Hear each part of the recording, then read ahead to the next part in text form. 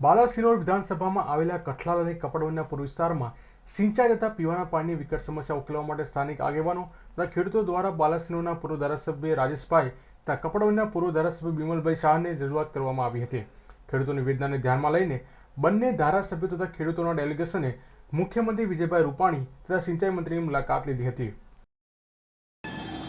બાલાસિનોર વિધાનસભા ક્ષેત્રમાં સમાવિષ્ટ કઠલાલ અને કપડવંજના ગામો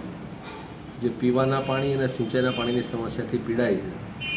એમની સમસ્યાના કાયમી ઉકેલ માટે સુજલામ સુફલામ કેનાલ જે કપડવંજ તાલુકામાંથી પસાર થાય છે, એમાં 71 કિલોમીટરની ચેનલમાંથી ગેટ મૂકીને સાવલી તળાવ સુધીનો ભરવાનો 23 કિલોમીટરની લાંબી ચેનલ કરવાનું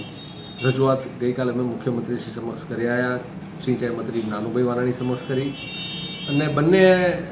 મંત્રીશ્રીઓએ તથા મુખ્યમંત્રીશ્રીએ આ યોજનાનું ચોક્કસપણે મંજૂર કરીને અમલ કરાવવાની ખાતરી આપી છે અને મને આશા છે કે ટૂંક સમયમાં પ્રશ્ન ઉકેલાઈ જશે અને વિસ્તારના ખેડૂતોની સમસ્યા હલ થશે।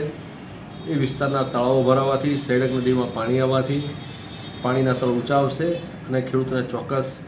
ફાયદો ડાયરેક્ટ જ્યાં જરૂર પડશે ત્યાં પાઇપલાઇન, જ્યાં જમીન સંપાદનનો પ્રશ્ન થશે ત્યાં પાઇપલાઇન અને જ્યાં જમીન સંપાદનનો પ્રશ્ન નહીં થાય ત્યાં કેનાલ કરીને પણ 23 કિલોમીટરની લાઇનમાં આવતા તમામ તળાવો ડાબી બાજુ જમણી બાજુના જ્યાં ગ્રેવિટીથી પાણી જઈ શકશે તમામ તળાવો જોડવાના અને ત્યારબાદ એ આગળ સુધી લંબાઈને આ બાજુ વડોલ, ફાગવેલ, આ બાજુ લસુંદરા, બીજી તરફ પોરડા સુધીના ગામોને આ સિંચાઈ યોજનાનો લાભ મળશે। હું માનું છું ત્યાં સુધી 1 લાખની વસ્તી પ્રભાવિત થશે આ યોજનાથી અને સરકારે 29.70 કરોડની આ યોજના છે। 2-5 કરોડ રૂપિયા વધશે તો પણ માનનીય મુખ્યમંત્રી શ્રી વિજયભાઈ રૂપાણી સાહેબે ખેડૂતો માટે જે કંઈ જેમાં કપડવંજ તાલુકામાંથી પસાર થતી સુજલામ સુફલામ કેનાલમાં 71 કિલોમીટર ચેનલ ગેટ મૂકી 23 કિલોમીટરની અંદર આવતા તમામ તળાવ ભરવાની યોજનાને મુખ્યમંત્રી દ્વારા લીલી ઝંડી આપવામાં આવી છે, જેના કારણે કપડવંજ તથા કઠલાલ પંથકના 35 ગામોને સિંચાઈ તથા પીવાના પાણીનો લાભ મળશે।